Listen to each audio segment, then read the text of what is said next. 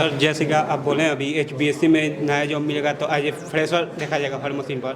तो अब मान लीजिए वो अभी तो ग्रोथिंग फील्ड है और सबसे तेज वही ग्रोथ कर रहा है, तो प्रोडक्शन में जाते हैं सर, उसमें हार्ड वर्किंग है और ना कि पैसा मतलब ना मुताबिक देता है। जैसे एज ए फ्रेशर जाएंगे तो 20 मिलेगा, 15 मिलेगा, उससे ज़्यादा नहीं देगा। और लॉन्ग टर्म के बाद एज एक्सपीरियंस बढ़ेगा तब होगा।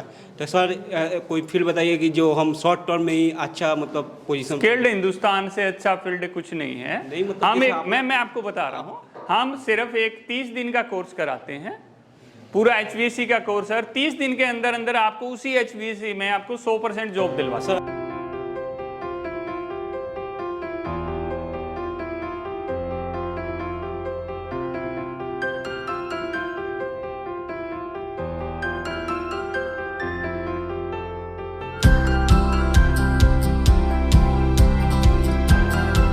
To give you memento for token of appreciation that you come from the busy schedule to IMT. And we would like to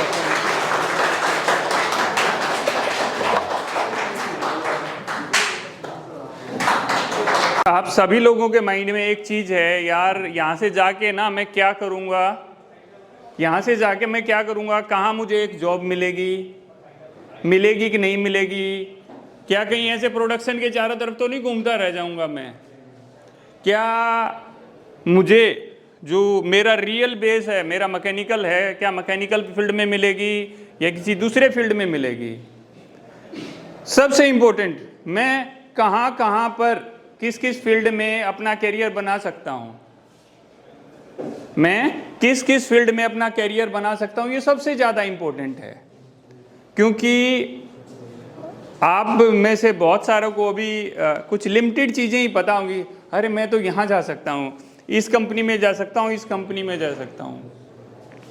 but अगर हम किताब को खोलते हैं ना, जो एक्सपीरियंस वाली किताब है, जब आप लोगों को अभी 5-7 साल हो जाएगा तो आप भी किसी को गाइड करने लायक हो जाएगा, भाई ये इसके अलावा भी बहुत कुछ है यार। हम लोगों को किस चीज़ की ज़रूरत होती है, हमें एक अच्छी नॉलेज की ज़रूरत होती है एक अच्छी जॉब पाने के लिए।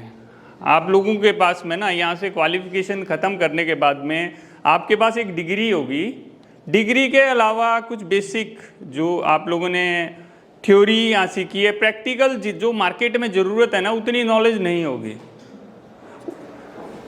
कुछ लोगों का सिलेक्शन हो जाएगा, कुछ रह जाएंगे। बट इम्पोर्टेंट चीज़ क्या है यहाँ पर कि जिसका भी सिलेक्शन हो रहा है, क्या उसका राइट डायरेक्शन में सिलेक्शन हो रहा है। सर मुझे तो जॉब नहीं करनी, मेरा फ्यूचर प्लान है कि मैं अपना बिजनेस स्टार्ट करूँ मैकेनिकल के साथ में, ये भी माइंडसेट है बहुत सारे लोगों का, और डेफिनेटली होना भी चाहिए, डेफिनेटली होना भी चाहिए कि हम अपने फ्यूचर को कैसे बेटर कर लें। अगर मैं आप लोगों से किसी से पूछूं तो आप लोग प्लीज़ कोई मुझे बताएगा, पीछे देना किसी को, सचिन कोई कि भाई आप कहाँ पर जाना चाहते हैं। सचिन उस कैमरा को मूव कर दो, आप प्लीज, आपके माइंड में है कौन सी कंपनी में जाना चाहते हो यार, क्या करना चाहते हो? मैं अपनी कंपनी खोलना चाहता हूँ। अपनी कंपनी खोलना चाहते, किस तरह की कंपनी खोलना चाहते हैं? प्रोडक्शन बेस्ड पे। तो उसके लिए कुछ माइंड में प्लान किया हुआ है आपने कि इतने दिन में करना है, ऐसे करना है, पहले ये करूंगा फिर वो करूंगा? पहले तो मैं जॉब करूंगा कहीं, जी, उसकी नॉलेज लूंगा उस फील्ड के बारे में, फिर धीरे धीरे एक्सपीरियंस के साथ फिर मैं उसको ऊपर प्लानिंग करूंगा मैं कैसे क्या कर सकता हूँ उसके लिए। बिल्कुल, देखो इन्होंने जो चीज़ कही ना बिल्कुल परफेक्ट थी कि पहले जॉब करूंगा। पहले कोई भी बिजनेस हम स्टार्ट करते हैं ना, कोई भी बिजनेस स्टार्ट करते हैं तो उसमें सबसे पहले हमें उस बिजनेस के बारे में कुछ नॉलेज होनी चाहिए, कुछ एक्सपीरियंस होना चाहिए, जब भी उसको हम एक अच्छे मुकाम पर ले जा सकते हैं, जब भी बिजनेस एक सक्सेसफुल प्लेटफॉर्म तक पहुंच सकता है। That is so nice, thank you, बहुत बढ़िया। और कोई जो जॉब करना चाहता हो इधर इधर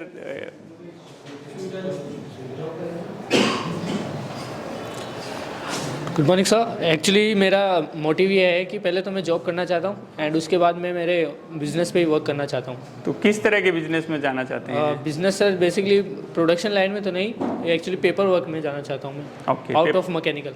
ओके, आउट ऑफ मैकेनिकल में Yes, आप sir. कुछ करना चाहते हैं। दैट इज़ सो नाइस, बहुत बढ़िया। तो कोई मुझे ये बताएगा कि टेक्निक मतलब आपका जो टेक्निकल है मैकेनिकल में कहाँ कहाँ जॉब मिल सकती है आप लोगों को? इधर पीछे इनको देना भाई को, किसी को भी। देखो क्या है ना यार, ये अपॉर्चुनिटी है, अगर आप जिसको भी हो ना, हाँ जी मैं बोलूँगा, मैं बताना चाहूँगा कुछ, या please. Good morning, sir. My name is Vipul Gupta. I am from final year mechanical engineering student. Okay, so जो मतलब हमारी जॉब की अगर बात करें तो हमें बेसिकली बहुत जगह जॉब मिल सकती हैं। प्रोडक्शन में, टेक्सटाइल में भी हम कई काम कर सकते हैं। अगर हम कहें कि मैकेनिकल के थोड़ा सा हम बाउंड्री पर हैं, बट अगर हम कोर में जाना चाहें तो हमारा मेन आता है automobile sector, power plant engineering and जो भी एनर्जी रिलेटेड रिसोर्सेज होते हैं उन सब में। जी जी, थैंक यू। और कोई और कुछ ऐड करना चाहे? बहुत बढ़िया।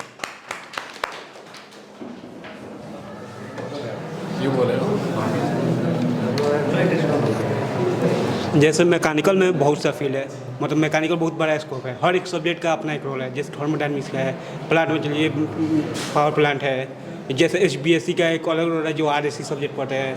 हर सब मैन्युफैक्चरिंग है जो हम लोग प्रोडक्शन लाइन में जा सकते हैं, गैस लाइन में जा सकते हैं, पाइप लाइन में जा सकते हैं, बहुत सा स्कोप फील्ड है एज कम्पेयर टू। और जैसे कि ऑटोमोबाइल भी जा सकते हैं जो कि हम ही लोग का एक मतलब पार्ट है, लेकिन उसमें भी हम लोग जो मैकेनिकल से कोर्स है, हम लोग को अपॉर्चुनिटी है कि उसमें भी अपना कदम रख सकते हैं, डिजाइनिंग में जा सकते हैं, MEP कर सकते हैं जो मैकेनिकल, इलेक्ट्रिकल, प्लम्बिंग, और भी सब बहुत सा स्कोप है जो मतलब फ़िलहाल जैसे कि इंडस्ट्री में मेंटेनेंस का, सेफ्टी का जो भी होता है, और सबसे बड़ा कंप्यूटर जो न्यूमेरिकली कंट्रोल मशीन है उस पर काम हम लोग कर सकते हैं ना।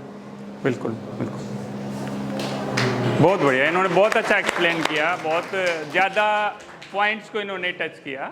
तो आपने अच्छा रिसर्च किया है इसके ऊपर कि आप कहाँ जा सकते हो, और ये इम्पोर्टेंट भी है यार।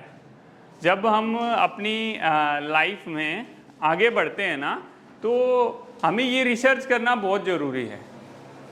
हमें ये रिसर्च करना बहुत ज़रूरी है कि भाई मैं कहाँ कहाँ जा सकता हूँ। जैसे आप लोगों ने बताया कि गैस इंडस्ट्री है, भाई गैस इंडस्ट्री में आप लोग जा सकते हैं, ऑयल एंड गैस इंडस्ट्री दोनों हैं, थर्मल पावर प्लांट है उसमें आप लोग जा सकते हैं। बट आज के दिन क्या हो रहा है इन सब इंडस्ट्री में कि कॉन्ट्रैक्ट बेसिस पे बहुत ज़्यादा लिया जा रहा है, पर्सन को कॉन्ट्रैक्ट बेसिस पे लिया जा रहा है, और वो बेचारा कॉन्ट्रैक्ट बेसिस पे ही रह जाता है। क्यों रह जाता है? क्योंकि उसको एक स्पेसिफिक छोटा सा कुछ एक वर्क दे दिया, उसी में उसको उलझा के रखा जाता है। और अगर आपको एक अच्छे लेवल के ऊपर जाना है ना, तो आपकी एक नॉलेज अच्छी ज़रूर होनी चाहिए। भाई आप जिस सिस्टम के अंदर जा रहे हैं, मेरा इलेक्ट्रिकल बैकग्राउंड है, मैं BTech इलेक्ट्रिकल हूँ, और मैंने करीब 14 से 15 साल मैंने जॉब की है फैसिलिटी मैनेजमेंट में, MEP में हम उसको बोल सकते हैं कि मैंने MEP में जॉब की है। और मेरे साथ बहुत सारे जो मेरे फ्रेंड्स हैं, या बहुत सारे लोगों को जो स्किल्ड हिंदुस्तान स्टार्ट कर 3 साल से स्किल्ड हिंदुस्तान का स्टैब्लिशमेंट 3 साल पहले हुआ था, और पिछले 3 साल में अगर मैं मैकेनिकल इंजीनियर की बारे में बात करूं, डिप्लोमा और BTech के करीब 800 से 1000 बच्चों को हम जॉब प्लेसमेंट करा चुके हैं। वो किस इंडस्ट्री में करवाया है हमने? MEP इंडस्ट्री में कराया है हमने उनको, जिसके अंदर स्कोप बहुत ज़्यादा है। अभी भाई एक मैकेनिकल इंजीनियर है, उसको ये होता है कि सर मेरे को मैक्सिमम सैलरी कितनी मिल सकती है? अगर मैं कहूँ एक 10 साल का एक्सपीरियंस के बाद में, या आप कितनी चाह रहे हो कि 8-10 साल में यार इतनी मेरे को सैलरी मिल जाए, तो कितनी सैलरी आपके हिसाब से कुछ होनी चाहिए? हाँ, थोड़ा सा कुछ बताओ यार। साल का? ठीक है। अगर आज के दिन हम बात करें, देखो 10 साल के बाद तो वैल्यू बहुत बढ़ जाएगी। अगर आज कोई मैकेनिकल इंजीनियर जिसको 5, 7, 8 साल हो गए, वो कितनी सैलरी ले रहा होगा? विदेश में 3 से 4। देखो अलग अलग इंडस्ट्री के अंदर अगर इंडिया में हम बात करें 8 से 10 साल के बाद में, तो 50 से लेके लाख रुपए तक, 50,000 से लेके लाख रुपए तक आप लोगों को एक सैलरी मिलती है। और वो भी कब मिलती है? 20,000 वाले भी इंजीनियर हैं जो डिप्लोमा किया है, 5 साल हो गए, कितनी मिल रही है? 20 से लेके 25,000 रुपये मिल रही है। और उनकी संख्या बहुत ज़्यादा है। ये भाई ध्यान देने लायक चीज़ है, उनकी संख्या सबसे ज़्यादा है। जो 20,000 से लेके मैक्सिमम 35,000 तक सिर्फ सैलरी ले रहे हैं, ये मेरा अपना सर्वे बताता है। जो स्टूडेंट्स हमें फ़ोन करते हैं, अपने बारे में बताते हैं, वो यही बताते हैं कि 25,000 से सिर्फ 35,000 के बीच में 60 से 70% अटके हुए हैं। क्यों अटके हुए हैं? क्योंकि सही रास्ता नहीं पता कहाँ जाना है, सही नॉलेज नहीं ग्रैब कर पा रहे हैं। लोग फ़ायदा उठा रहे हैं, भाई ठीक है और कहीं जा नहीं सकता, भाई इतना ही है और कहीं जा नहीं सकता। तो हमें अपनी ग्रोथ बढ़ानी पड़ेगी, हमें अपनी नॉलेज बढ़ानी पड़ेगी जिस भी फील्ड में आप जाना चाहते हैं। और कोई भी, जो मैं बताऊं, किसी को भी आप कहीं पर जाएंगे ना कि भाई मैं तो स्टार्टिंग में किसी कंपनी में साल भर के लिए जा रहा हूं, 2 साल के लिए जा रहा हूं, इंटर्नशिप के लिए जब जाते हैं तो कोई आपको बहुत अच्छी तरह बताएगा। ये भी हमारा सर्वे बताता है कि 95% जगह आपको कुछ नहीं बताया जाता, आपसे सिर्फ काम कराया जाता है जो उनको लगता है भाई ठीक है। और ये सबसे बड़ा वीक पॉइंट है। मैं आप लोगों से जो बातें कर रहा हूं ना दोस्तों, हवा में नहीं कर रहा हूं। स्किल्ड हिंदुस्तान यूट्यूब चैनल है एक, जिस पे करीब 2 लाख के करीब सब्सक्राइबर हैं हमारे, जिसमें इलेक्ट्रिकल, इलेक्ट्रॉनिक एंड मैकेनिकल से रिलेटेड हम अपनी वीडियो डालते हैं, डायरेक्ट प्रैक्टिकल लेके, भाई चिलर सिस्टम है उसके बारे में और अदर सिस्टम है उसके बारे में। और हर रोज़ हमारे पास में 100 से लेके 200 लोगों की कम से कम जो डिप्लोमा और बीटेक बच्चे होते हैं इलेक्ट्रिकल और इलेक्ट्रॉनिक, उनकी क्योरीज आती हैं कि भाई मेरे साथ ये प्रॉब्लम है, मेरे साथ ये प्रॉब्लम है, मेरे साथ ये प्रॉब्लम है। तो ये सारी चीज़ें मैं ऐसे ही हवा में नहीं कर रहा हूँ, आपको किसी फंडामेंटल बेस पे कर रहा हूँ। और स्किल्ड हिंदुस्तान MEP के अंदर हम लोग जो ट्रेनिंग्स देते हैं, MEP की ट्रेनिंग देते हैं, मैकेनिकल, इलेक्ट्रिकल, प्लम्बिंग। आप एक मैकेनिकल इंजीनियर, सर मैं तो मैकेनिकल की चीज़ें ही खाली सीखूंगा। आप एक कंप्रेसर के बारे में सीखना चाहते हैं, कंप्रेसर बस सर घूमता कैसे है मैं सिर्फ वही जानना चाहूँगा। भाई घूमता है, घूम कैसे रहा है? आपको खाली मैकेनिकल नहीं, आपको इलेक्ट्रिकल और मैकेनिकल दोनों में ही फोकस करना पड़ेगा अगर आप एक अच्छा मैकेनिकल इंजीनियर बनना चाहते हैं। एक मोटर है सर, वो तो इलेक्ट्रिकल भी है, मैकेनिकल भी है, तो उसमें मैं सिर्फ घूमने वाला पार्ट सीखूंगा। नहीं दोस्त, तो वो एक मोटर है, भाई कितना एम्पियर ले रही है, कैसे वो वर्क करती है, किस फंडामेंटल पे चलती है, ये तो यहाँ की बातें हैं। जब हम मार्केट में जाते हैं ना, मार्केट का मतलब है जब हम जॉब पे जाते हैं, भाई इसमें ये प्रॉब्लम आ गई है, कैसे रेक्टिफाई करेंगे? सर ये प्रॉब्लम, ये तो इलेक्ट्रिकल से रिलेटेड दिखती है, सर इलेक्ट्रिकल इंजीनियर को बुलाइए। तो आप ऐसा नहीं बोल सकते हैं। आपको जितना इलेक्ट्रिकल के बारे में पता होना चाहिए उतना ही मैकेनिकल, उससे कहीं ज़्यादा आप मैकेनिकल, क्योंकि आपका मेन कोर है। चिलर्स, आप किसी भी बड़े शॉपिंग मॉल में जाते हैं, यार बहुत बढ़िया ठंडक हो रखी है, आपके घर में एक AC लगा हुआ है, उसके कई गुना बड़ा 700 टन, 500 टन, 1000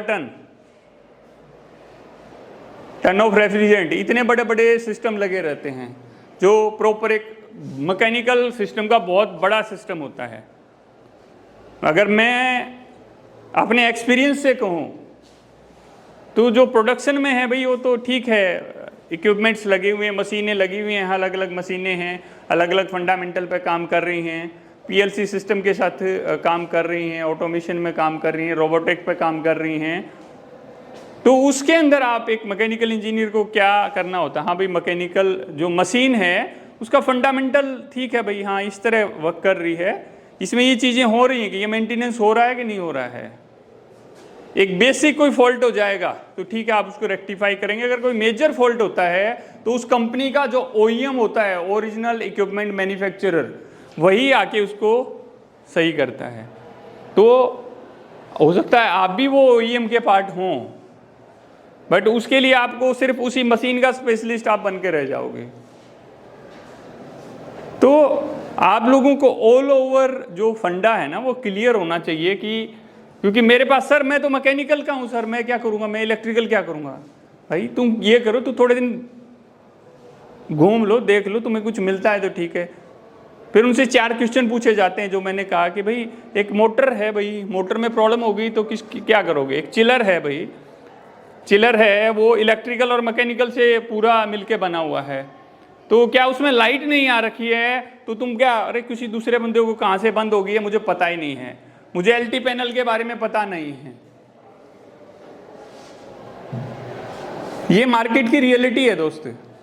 आपको अभी नहीं पता लगेगी ना, जो फाइनल वाले हैं वो 1-2 साल घूम लेंगे ना, या मैं कहूँ धक्के खा लेंगे, जब थोड़ा सा आइडिया आता है यार कैसे है कैसे नहीं है।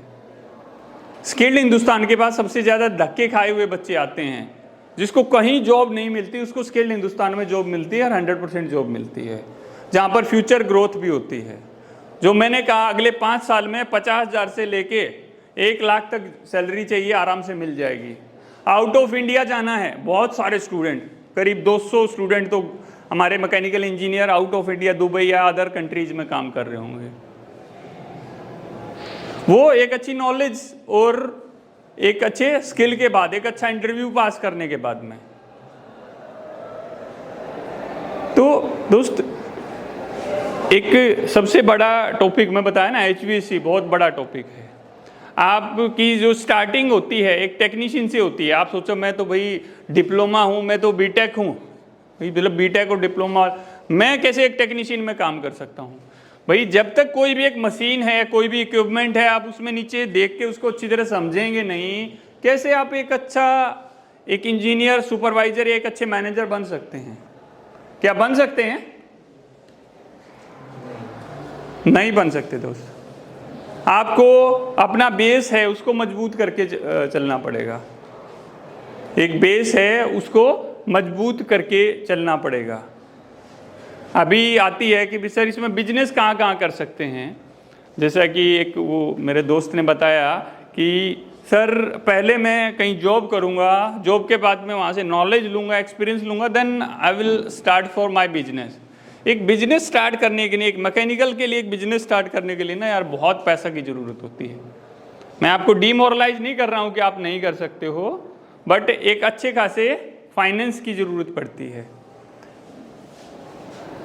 बिजनेस है, रिस्क भी है साथ की साथ में, बट अगर आप चीज़ों को अच्छी तरह समझ लिया, आपने जॉब की, क्लाइंट्स बना लिया, अपने सिस्टम को अच्छी तरह समझ लिया और देन आप जाते हैं, तो आप उसको 50-70% ऑलरेडी पहुंच गए हैं और आगे आपको दिक्कत नहीं होगी।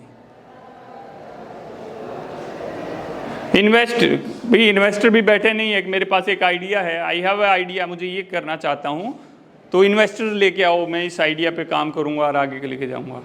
आइडिया तो बहुत सारे लोगों के पास है, बट उसको इम्प्लीमेंट करना इज सो हार्ड।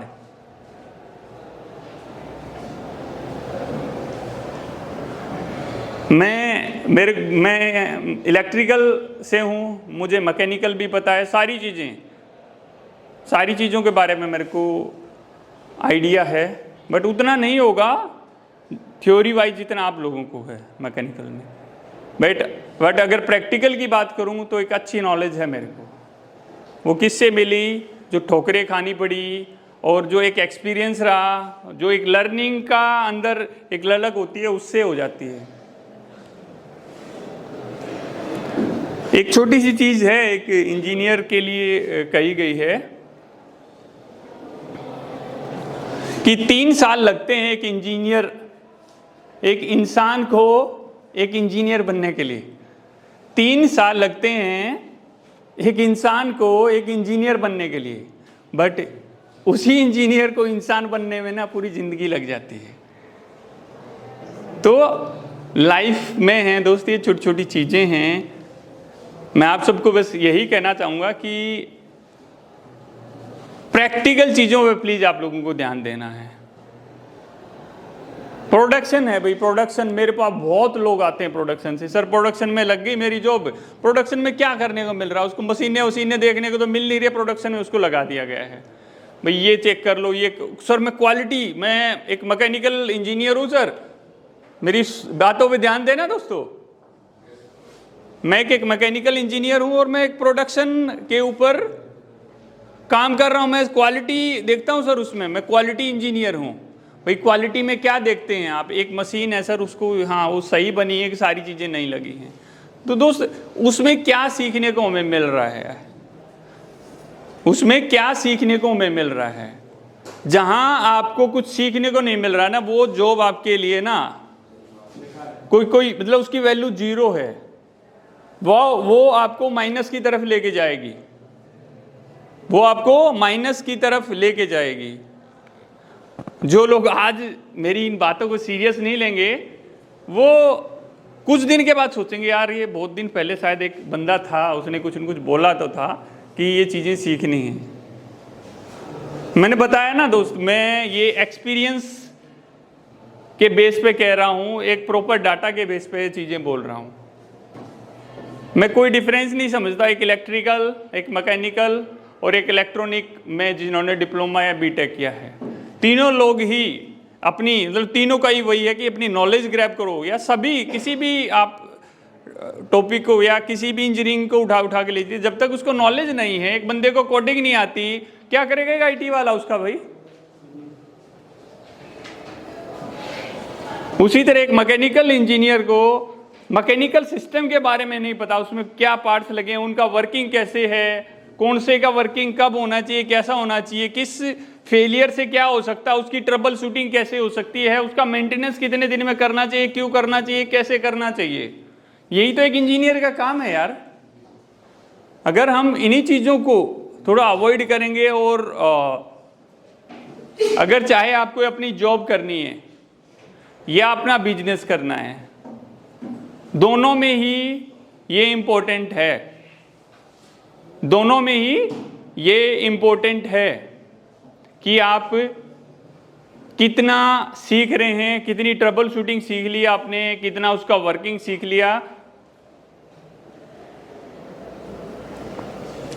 तो फ्रेंड्स, मैं बस आप लोगों को फाइनली यही कहना चाहूँगा कि प्रैक्टिकल स्किल के ऊपर टोटल फोकस कीजिए, क्योंकि बिना प्रैक्टिकल स्किल्स कुछ नहीं है। आप में से कोई कुछ पूछना चाहता है,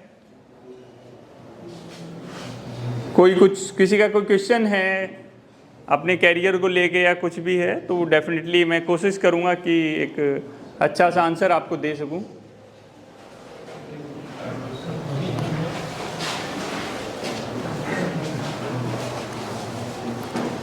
सर अभी जैसे हम फाइनल ईयर स्टूडेंट्स हैं, अब हम डायरेक्टली इंडस्ट्री में जाएंगे, तो बेसिकली जैसे आपने बताया हमें पहले जॉब करनी होगी, कम से कम 5 इयर्स एक्सपीरियंस गेन करना होगा।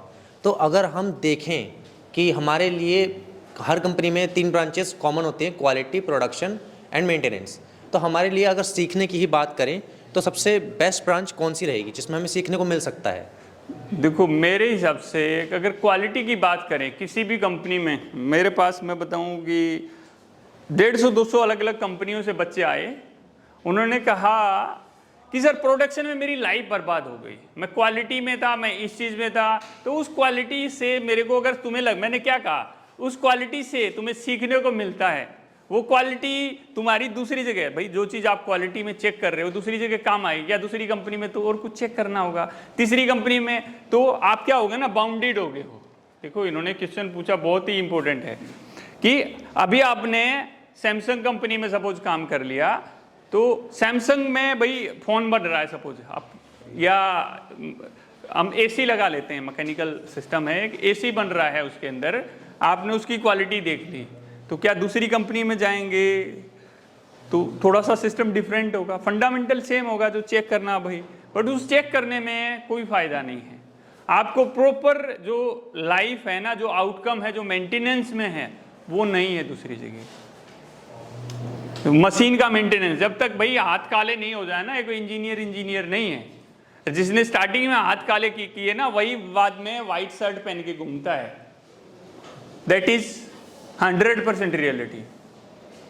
तो स्टार्टिंग में देखो, मैंने सिर्फ एक ही चीज आप लोगों को बोली है कि आपको वो जॉब करनी है, उस सिस्टम में घुसना है जिसको आप कंपेयर करें। यार यहां से छूट गई तो क्या होगा, अरे यहां मिल जाएगी, यहां मिल जाएगी। अगर इसने मेरा इंक्रीमेंट नहीं किया तो क्या होगा, नहीं किया तो यहां हो जाएगा, यहां हो जाएगा, यहां हो जाएगा। देखो सब लोग आप लोगों का फायदा उठाने के लिए बैठे हुए हैं। जो इंडस्ट्रियां हैं उनको एक भाई उनको यूज करने के लिए चाहिए लोग। भाई ठीक है आप कर रहे हो, ठीक है, नहीं करोगे दूसरा बंदा ले आएंगे। अरे मेरी सैलरी बढ़ा दो। भाई हम कोई भी जॉब कर रहे हैं, क्यों भाई क्या है क्वालिटी, ये तो सिखा देंगे। भाई बच्चों को बोलता हूँ, भाई जो तू कर रहा है, सर मैं पिछले 1.5 साल से क्वालिटी में काम कर रहा हूँ, ठीक है, तो जो तुम काम कर रहे थे वो मैं एक 8वीं या 10वीं पास बंदा ले आऊँ, उसको कितने दिन में सिखा दोगे? बोले सर मुश्किल से 4 दिन में मैं सिखा दूंगा उसको। तो फिर एक इंजीनियर का क्या मतलब हो गया भाई? इंजीनियर का मतलब हो गया चीज के अंदर घुसना। भाई एक क्वालिटी वालिटी के चक्कर में मत पड़ना यार। किसी को क्वालिटी वालिटी में किसी को करनी भी है ना, तो मेरे को बता देना, मेरी 50 कंपनियों के साथ कॉन्टैक्ट हैं, 2 दिन में ही जॉब लग जाएगी, मैक्सिमम 2 दिन में, बट लाइफ बर्बाद हो जाएगी। जिसको प्रोडक्शन में करना है, स्किल्ड हिंदुस्तान चैनल है, उसको सब्सक्राइब कर लेना, वहां नंबर मिल जाएगा आपको हमारा, बात कर लेना। किसी को प्रोडक्शन में जॉब करनी है, 2 दिन के अंदर अंदर जॉब मिल जाएगी, कोई इंटरव्यू सब कुछ हम देख लेंगे। बट जब मेंटेनेंस की बात आती है, आप जाओगे ना तो कहेंगे आपको आता क्या है, वहां पे जॉब नहीं मिलेगी। मतलब मैं आपको रियलिटी बता रहा हूं। क्वालिटी में चले गए, बैठे हैं यार, ठीक है ले लो बंदे को, प्रोडक्शन में ले लेंगे। जहां मेंटेनेंस की बात आती है तो क्या बोलते हैं, आता क्या है यार आपको? फिर क्या होगा, आता तो कुछ नहीं है सर, कैसे जाएं अंदर, कैसे जाएं?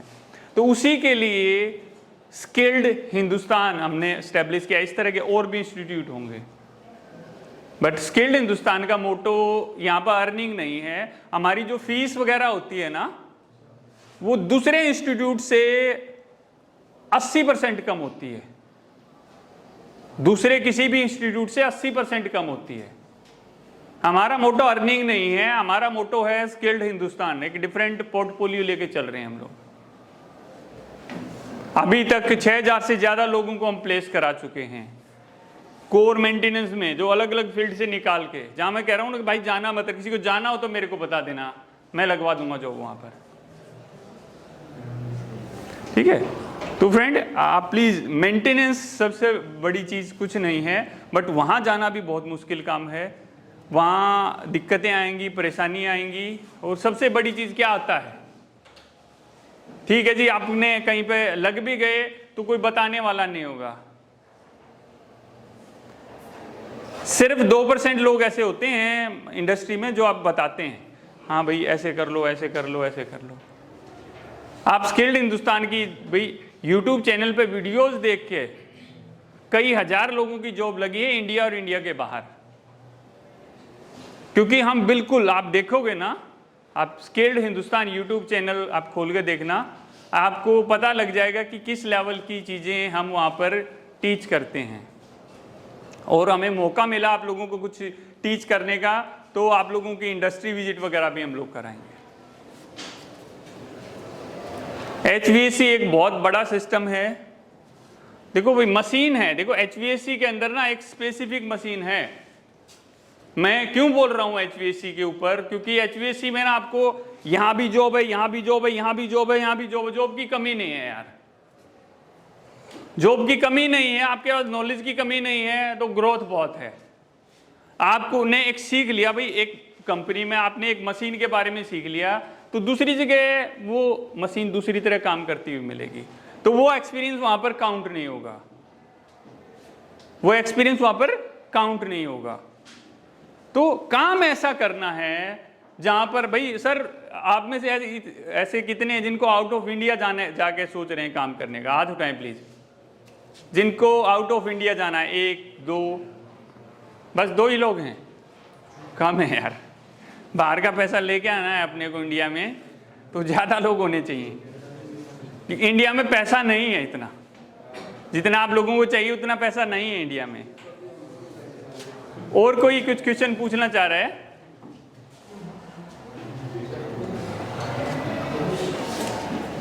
कुछ लोग बोर हो रहे हैं बेचारे। सर मैकेनिकल इंजीनियर को लैंग्वेज का ही यूज़ कर सकता है मैकेनिकल इंजीनियर अपने फील्ड में? क्या कर सकता है? कंप्यूटर लैंग्वेज का, पाइथन, जावा वगैरह कुछ? भाई देखो, मैंने क्या बोला, नॉलेज होनी चाहिए। आप जा सकते हैं दूसरे ट्रेड में। आप आईटी वाले पे लेते हैं कि एक आईटी वाला बंदा एक आप हो, दोनों को सेम नॉलेज है। जी सर। तो जो एक मैकेनिकल इंजीनियर है ना, वो समझो एक जो टॉप लेवल होता है ना, जहां तक वो जाना चाहिए वहां तक उसको अलाउ नहीं होगा। उसकी जो मार्कशीट पे लिखा हुआ है ना मैकेनिकल इंजीनियर, वो रोकेगा। सर लैंग्वेज का कोई यूज़ नहीं है मैकेनिकल में? देखो लैंग्वेज है, लैंग्वेज जैसे आप ये क्या बोलते हैं, अपना बीएमएस होता है, building management system, integrated building management system है, उसमें एक लैंग्वेज होती है डिफरेंट, वो सीखो, बहुत स्कोप है। मैकेनिकल के साथ इंटीग्रेट करना होता है चीज़ों को। IBMS, PLC है, PLC भी आप भाई एक लैंग्वेज की बात करें, अगर मैं टेक्निकल लैंग्वेज की बात करूं तो वो कर सकते हैं।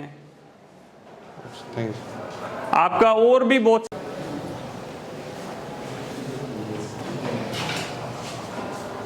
Related to sir automation,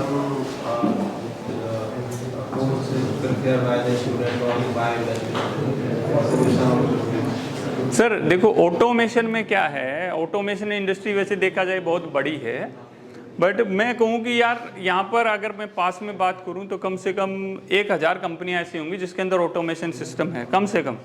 but वो इंडस्ट्री इतनी बड़ी नहीं है कि उस बच्चे की ग्रोथ हो सके।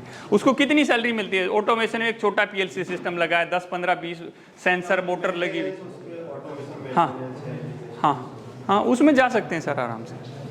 एक मैकेनिकल वाला बंदा कहीं भी जा सकता है, इलेक्ट्रिकल में भी जा सकता है, एक मैनेजर तक आराम से जा सकता है, बट उसको मल्टीपल नॉलेज उसको ग्रैब करनी पड़ेगी पहले। प्लीज सर जैसे कि आप बोले अभी HBSC में नया जॉब मिलेगा तो एज ए फ्रेशर देखा जाएगा हर मशीन पर। तो मान लीजिए वो अभी तो ग्रोथिंग फील्ड है, मतलब सबसे तेज वही ग्रोथ कर रहा है। तो प्रोडक्शन में प्लीज यार एक सेकेंड थोड़ा सा, प्रोडक्शन में जाते हैं सर, उसमें हार्ड वर्किंग है और ना कि पैसा मतलब ना मुताबिक देता है। जैसे आज फ्रेशर जाएंगे तो 20 मिलेगा, 15 मिलेगा, उससे ज़्यादा नहीं देगा। और लॉन्ग टर्म के बाद आज एक्सपीरियंस बढ़ेगा तब होगा।